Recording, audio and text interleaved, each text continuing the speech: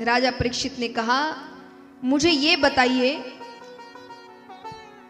कि भगवान ने वराह अवतार कैसे ग्रहण किया। सुखदेव जी कहते हैं, राजा दक्ष की कन्या दिति अपने पति कश्यप ऋषि के पास संतान की कामना से जाती है। शाम का समय था। पति ने कहा, यह पूजा पाठ का समय है, हर चीज के लिए एक समय दिया गया है, ये समय सही नहीं है। वो जिद करने लगी तो बिना मन से उन्होंने उनकी इच्छा की पूर्ति कर दी। नहा स्नान करके वो फिर से पूजा में लग गए।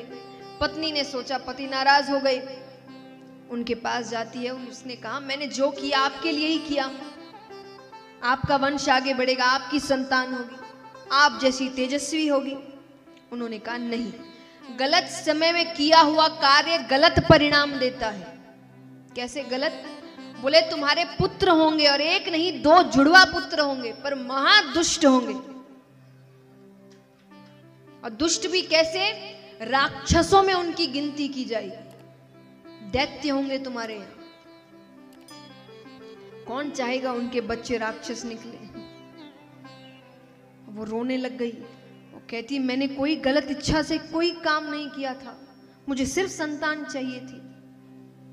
अपनी गलती मानते। तब उन्होंने कहा, अब देखो, इसको तो नहीं टाल सकते, बच्चे तो ऐसे ही होंगे तुम्हारे, पुत्र तो, लेकिन जो पौत्र होगा तुम्हारे, वो भगवान का परम लाडला होगा। उस छोटे से बालक का नाम बड़े बड़े भक्तों में लिया जाएगा। और वो कौन था? प्रहलाद।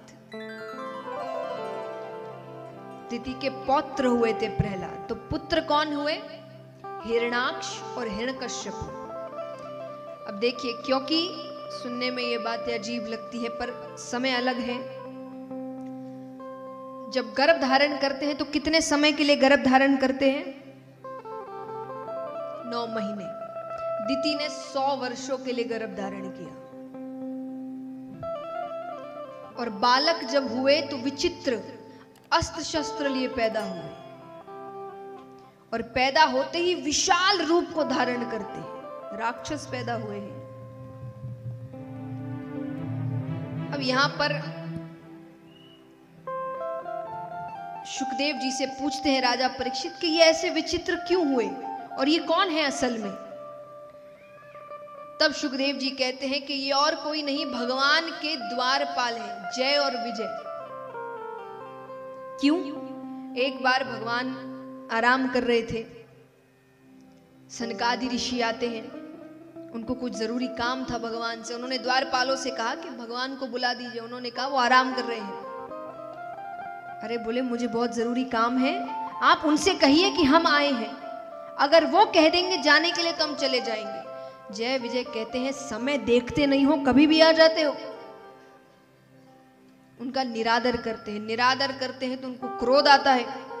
क्रोध में आकर उन्होंने श्राप दिया कि जिस बात का तुम्हें घमंड है कि तुम भगवान के इतने करीब हो, मैं उसी घमंड को तोड़ता हूं और श्राप देता हूं कि 7 जन्मों तक तुम भगवान से दूर चले जाओ।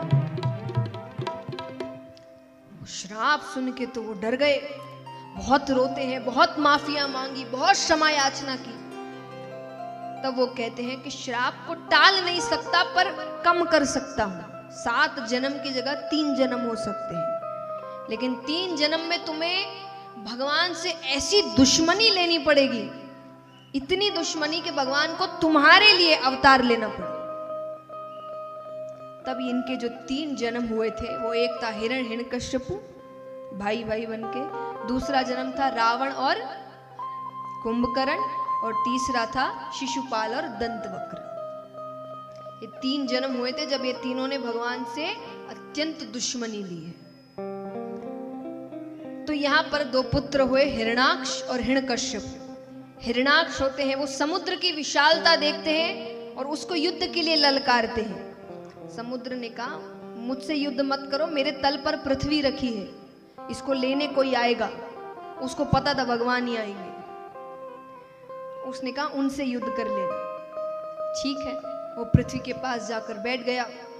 अब यहाँ पर ब्रह्मा जी ने अभी तक रचना का कार्य शुरू नहीं किया था, धीरे धीरे रचना का कार्य शुरू कर रहे हैं। अब उनको लग रहा है कि रचना तो कर दूं पर उनको रखूंगा कहां, तो भगवान का ध्यान करते हैं और ब्रह्मा जी के नासिका से भगवान ने छोटे से वराह का अवतार लिया और वो सीधा समुद्र में जाते हैं। समुद्र से पृथ्वी को अपने मुख के ऊपर रख कर लेकर आ रहे हैं। बीच में हिरणाक्ष आता है। उसने कहा पृथ्वी ले जाना है तो मुझसे युद्ध करना पड़ेगा। भगवान और उसके बीच युद्ध होता है, भयानक युद्ध होता है और भगवान उसका उद्धार करते हैं और पृथ्वी को अपने साथ ऊपर लेकर आते हैं। इस प्रकार भगवान का अवतार हुआ वराह अवतार।